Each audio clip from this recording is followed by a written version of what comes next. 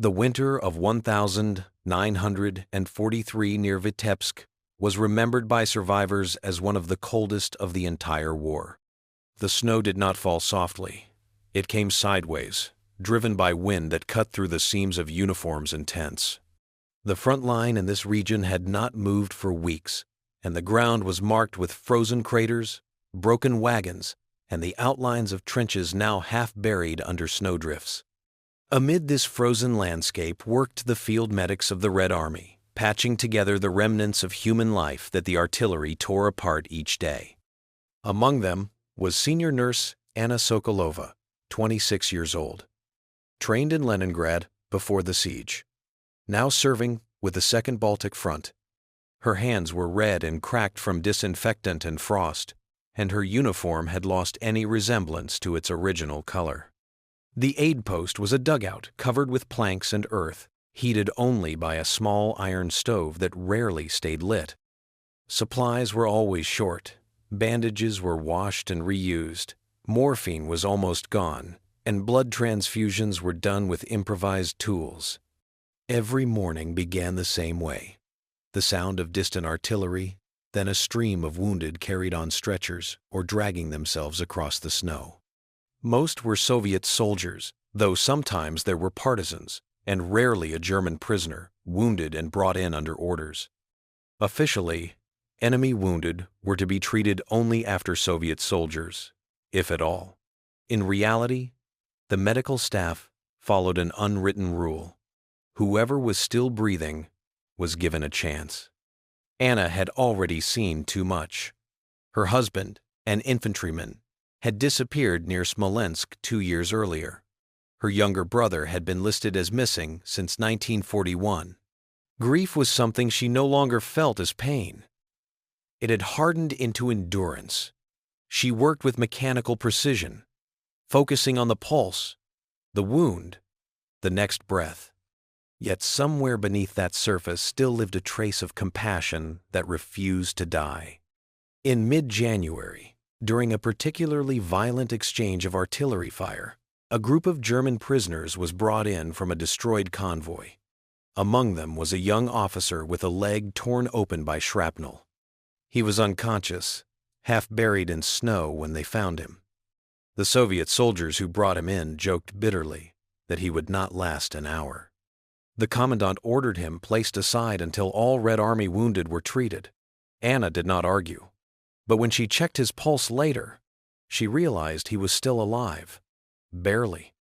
The wound was severe, but clean enough to be treated. There was no one to stop her. The officers were away, and the night watch was changing.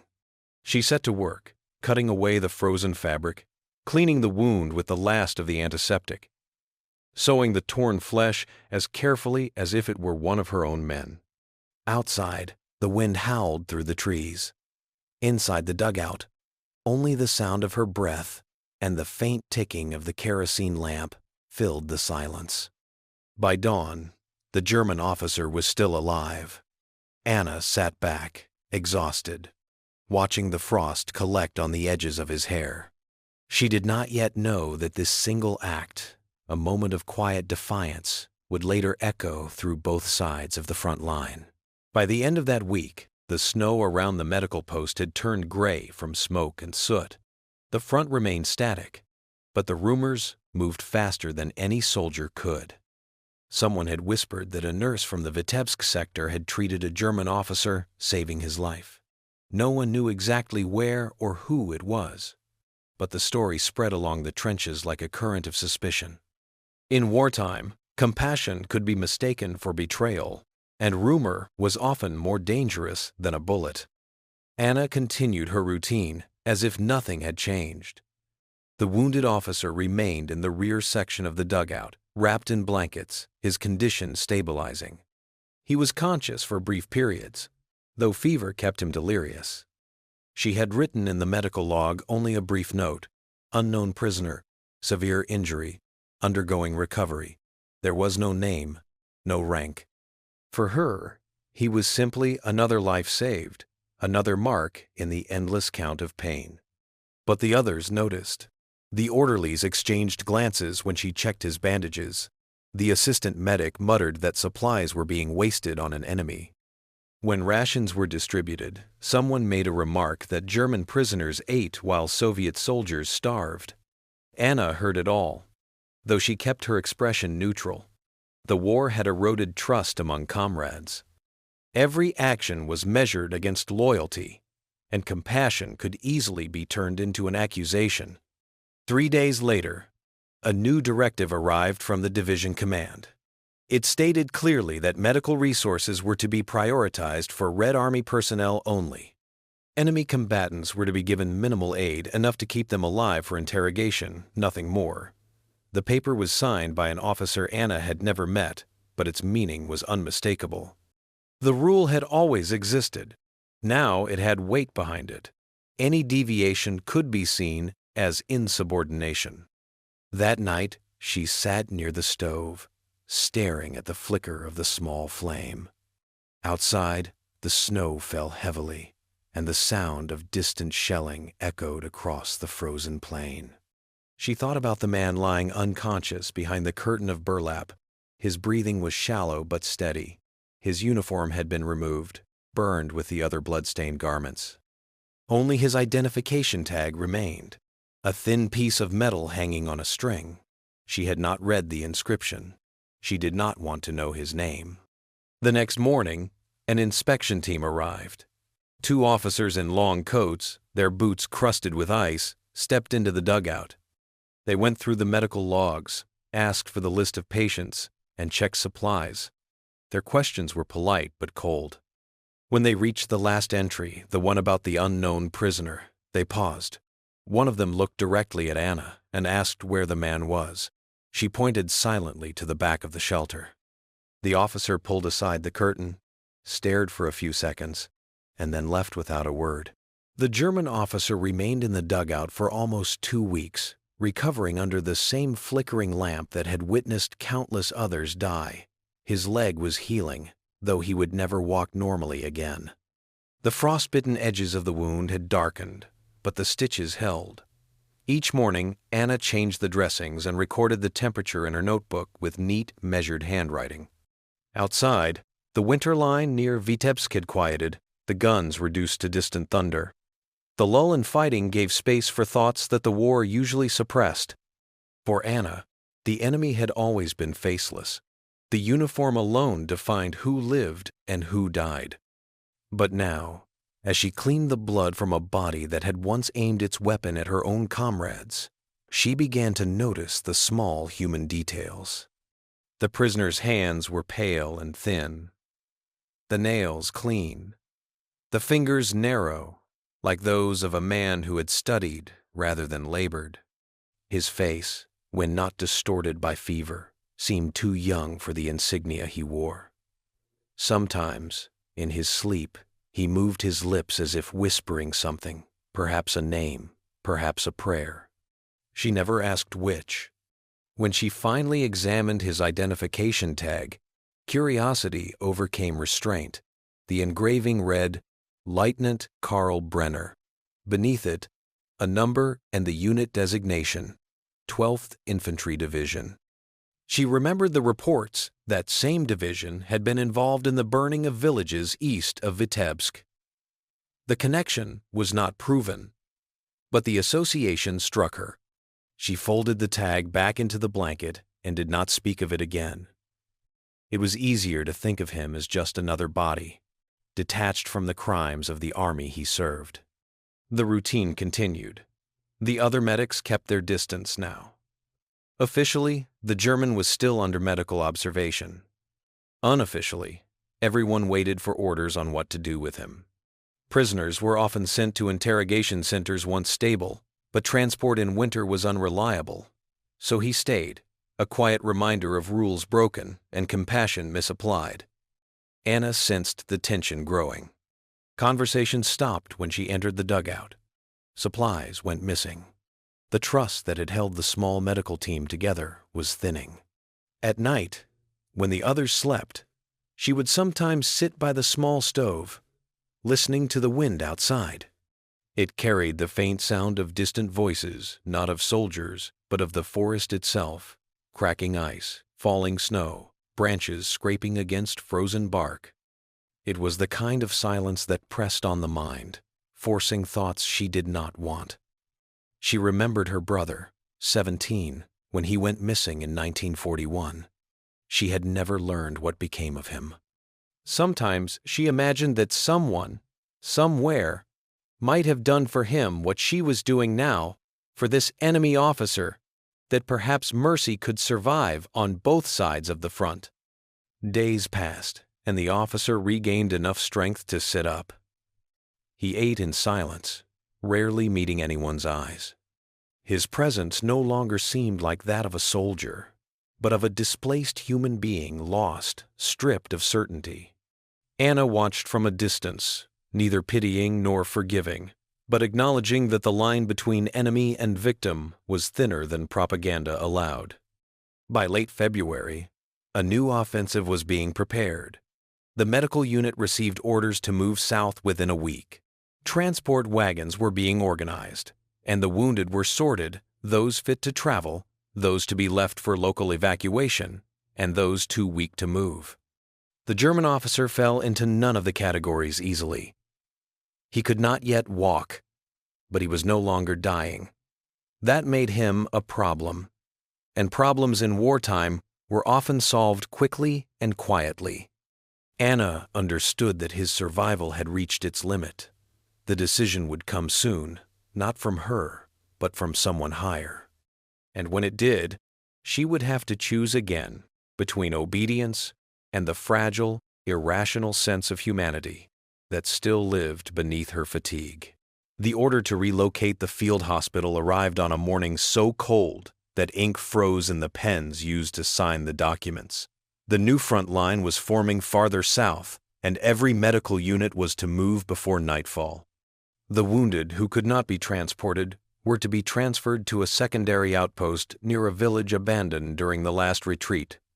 The rest, those unfit for evacuation, were to be left in the care of local command, a phrase that often meant nothing good. Anna read the notice pinned to the wooden post near the stove and immediately understood what it implied. The German officer, Karl Brenner, could not travel in his condition. The roads were snowed over, the wagons overloaded, and no one would assign horses for a prisoner. The written rule was clear. Enemy combatants who could not be moved were to be left behind. She did not ask what that meant. Everyone already knew. The rest of the staff began packing supplies. Instruments were cleaned, bandages rolled, boxes sealed with string. There was no conversation beyond short commands. The mood was practical, almost mechanical. After 2 years of constant movement, the medics had learned not to grow attached to places or people. Yet Anna found herself glancing again and again toward the back of the dugout, where the prisoner sat propped against the wall, wrapped in a coat too large for him. His eyes followed the movement of the staff, though he said nothing. By afternoon, the first wagons departed. The field post emptied quickly, leaving only a few medics behind to close the site. Anna stayed to complete the records. As darkness approached, she felt the pressure of the decision she had avoided for days. Leaving the prisoner meant signing his death not an execution by bullet, but abandonment in temperatures that would kill a healthy man within hours. She could tell herself that it was not her choice, that she was only following orders, but she knew it would still be her signature on the paper. Outside, the snow began again, soft but relentless. She went out, pulling her scarf tight around her face. The forest was silent, except for the wind. The village mentioned in the directive was less than 3 kilometers away. She had seen it before a cluster of half-burned houses, one barn still standing. There were partisans nearby, civilians hiding in basements, and perhaps, if luck allowed, someone who would take pity on a wounded man. It was an impossible hope, but it was all that remained. She returned inside, took an extra blanket from the supply crate, and placed it beside the prisoner. Then, she filled a canteen with water, packed a small bag with dried bread, and wrote a short note in Russian. "He cannot fight. Leave him." She did not sign it. Her handwriting was simple and precise, the way she wrote patient records. When the last wagon left, she waited until the sound of hooves faded into the distance. Then she helped the prisoner to his feet, guiding him toward the exit. He could barely stand, but he moved because she did. The journey through the snow took more than an hour. The wind cutting through layers of fabric. The forest swallowing the sound of footsteps. At the edge of the abandoned village, Anna stopped. She found shelter in the barn, spread the blankets on straw, and placed the canteen beside him. She looked around once more to ensure no patrols were near. The snow had already covered their trail.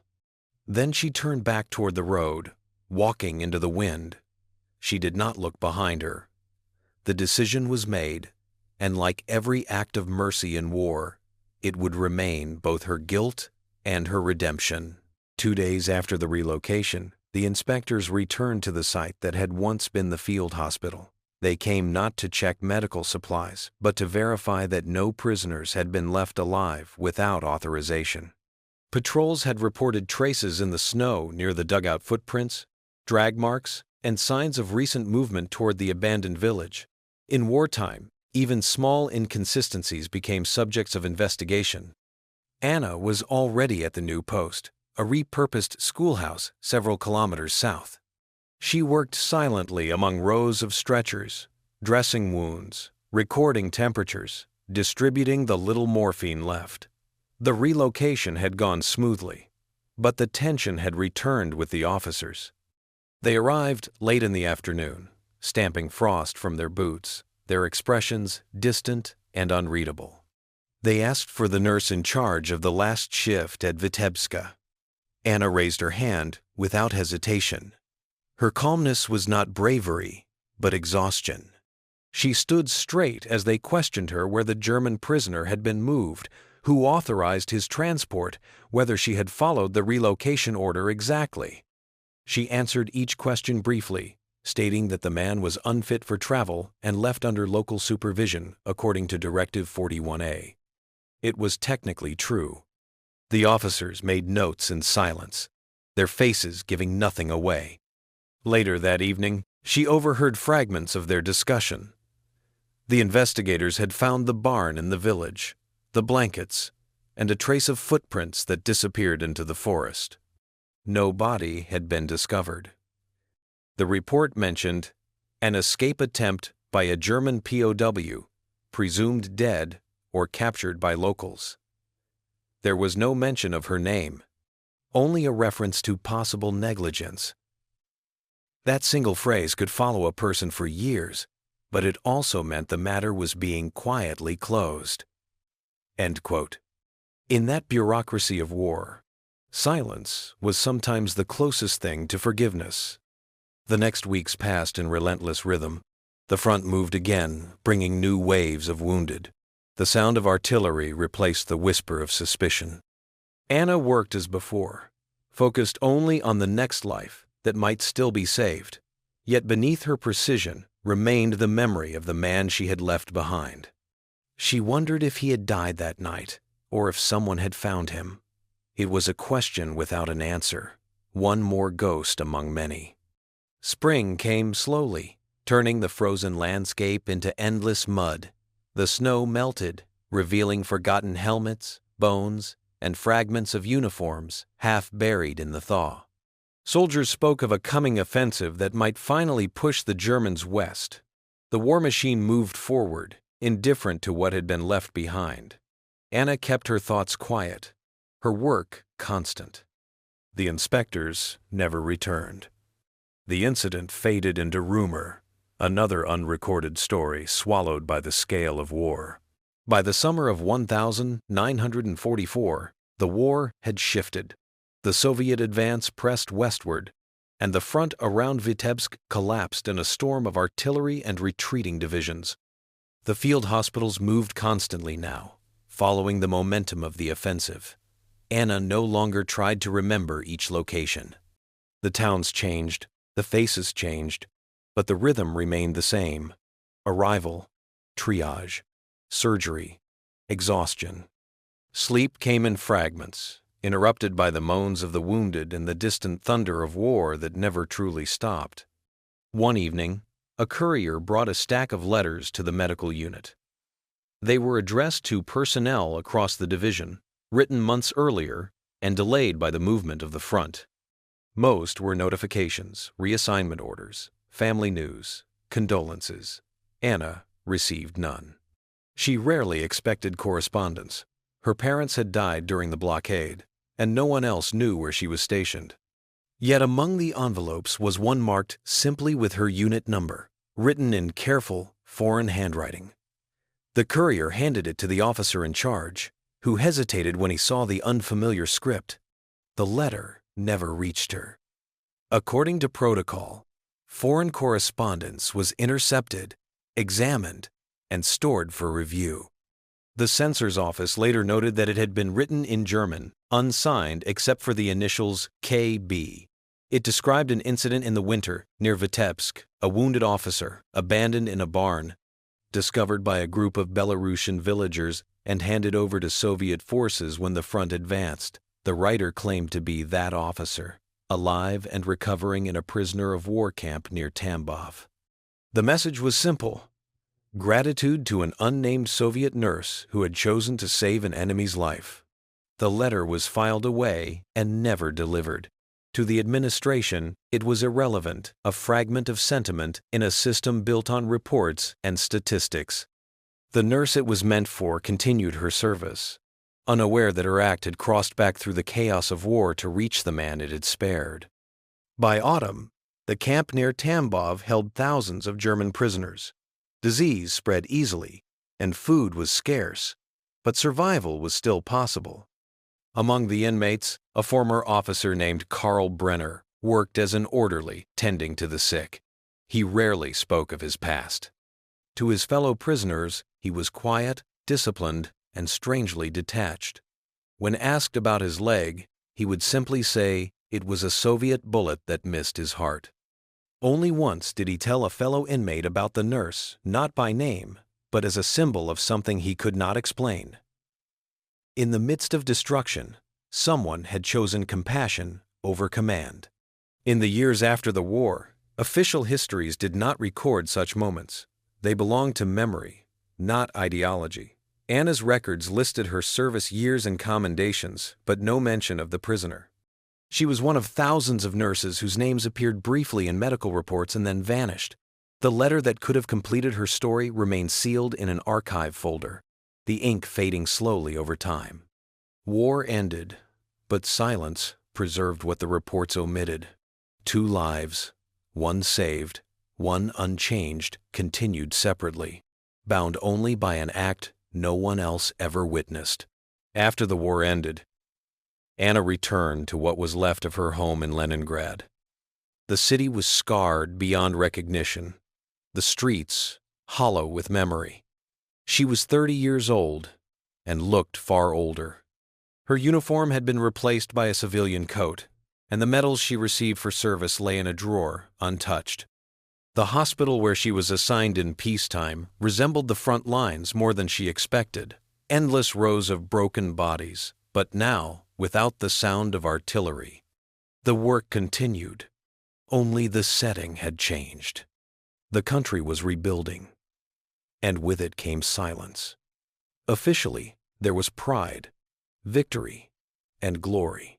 Unofficially, there was exhaustion and grief that could not be spoken. The government celebrated heroism but avoided stories that blurred the lines between enemy and ally. Compassion toward the other side did not fit the narrative of triumph. Anna learned quickly what could and could not be said. She never mentioned the winter near Vitebsk again. She lived alone in a small communal apartment near the hospital. Her colleagues knew little about her past beyond the medals on her uniform. She was efficient, calm, and distant, the traits of someone who had seen too much and learned not to speak of it. In the evenings, she wrote short notes in a personal notebook, recording patient details or small observations about the weather, never emotions. It was the only form of expression she allowed herself. Years passed. The frontline nurses who survived rarely spoke about their experiences. Some married former officers. Others left the service. Some disappeared into provincial towns. Anna stayed in medicine, quietly building a reputation for precision and discipline. Promotions came and went. The country entered new decades, new slogans, new conflicts. She remained a figure of the past, someone shaped by a war that everyone wanted to forget but never could. In 1953, when Stalin's death loosened the atmosphere of fear, a wave of declassified documents moved through the archives. Among them were foreign letters and prisoner records long sealed. Somewhere in a government office, the German letter from 1944 resurfaced briefly. A clerk translated it, attached a note, source unverified, recipient unknown, and transferred it to a medical personnel file that had long been closed. The letter's paper yellowed, the edges crumbling. No one noticed when it was eventually discarded in an archive purge a decade later. By then, Anna was living in a smaller city, working in a children's hospital. Her hair had turned gray, her movements slower, but still deliberate.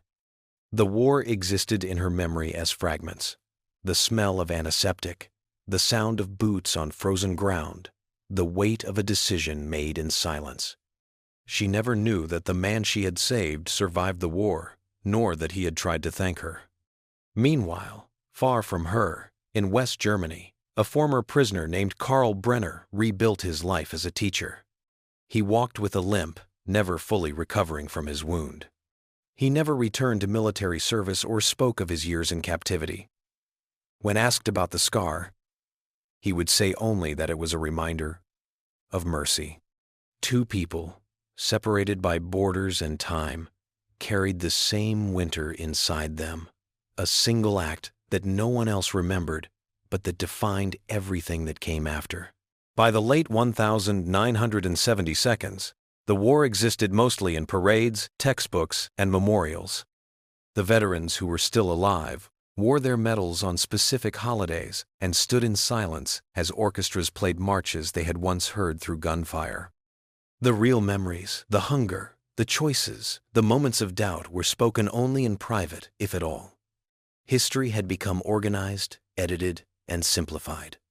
But the truth of what had happened remained scattered in people's minds, like ashes after a fire. Anna lived quietly in her final years, retired from medical service, but still volunteering at the hospital when extra hands were needed. Her apartment walls were lined with old photographs of nurses and soldiers, many unrecognizable even to her. She received a small pension and the occasional invitation to veterans' gatherings, which she rarely attended. Her life had become a steady rhythm of small routines, tending plants on the windowsill, reading medical journals, writing brief notes in her worn notebook. In 1978, a historian from a local museum began collecting testimonies from surviving medical workers of the war. Through the hospital records, he found Anna's name and came to interview her. The meeting was brief and formal. She answered his questions with accuracy, but without emotion. When he asked if she remembered any moments that stood out from the front, any cases that showed the humanity of those years, she hesitated for the first time. Then she said only that sometimes saving a life did not depend on which side of the front someone stood. The historian noted the phrase, but did not ask further. Later, when he prepared his report, he omitted her remark entirely, considering it irrelevant to the official tone of the exhibit. That same year, in a small town in Germany, an article appeared in a veterans' newspaper. It told the story of an unnamed Soviet nurse who had saved a wounded German officer near Vitebsk in the winter of 1943. The source was listed as a retired teacher named Karl Brenner. He described her only through fragments, her calm movements, her silence, the way she worked without hesitation. He wrote that her decision had taught him the meaning of humanity more than any victory or defeat could. The article went unnoticed outside his town, and he died 2 years later. Anna passed away in 1981. There was no family to claim her belongings, only hospital staff who sorted through her modest possessions. Among them was the small notebook she had kept for decades. Most pages contained short factual entries, temperatures, doses, weather, but near the end was a single sentence, written in careful handwriting different from the rest. Compassion is the only victory that never turns to ash. The notebook was stored briefly in the hospital archive, later misplaced during renovation. Like the letter that had never reached her, it vanished into the quiet machinery of time. The story of the Soviet nurse and the German officer never entered official history. It survived only as an echo, passed through rumor, memory, and a forgotten article in a small-town paper. Yet even without recognition, it endured as a fragment of truth in a century that often confused heroism with hatred. In the endless retelling of wars, names and dates fill the pages, but the moments of mercy fade first. Still, somewhere between the lines, the image remains: a nurse in a frozen dugout, working by the light of a kerosene lamp, choosing to save a life that history told her to abandon. And though no monument bears her name, her quiet act stands as the kind of story that refuses to die. The story of a woman who proved that even in war, humanity can survive the winter.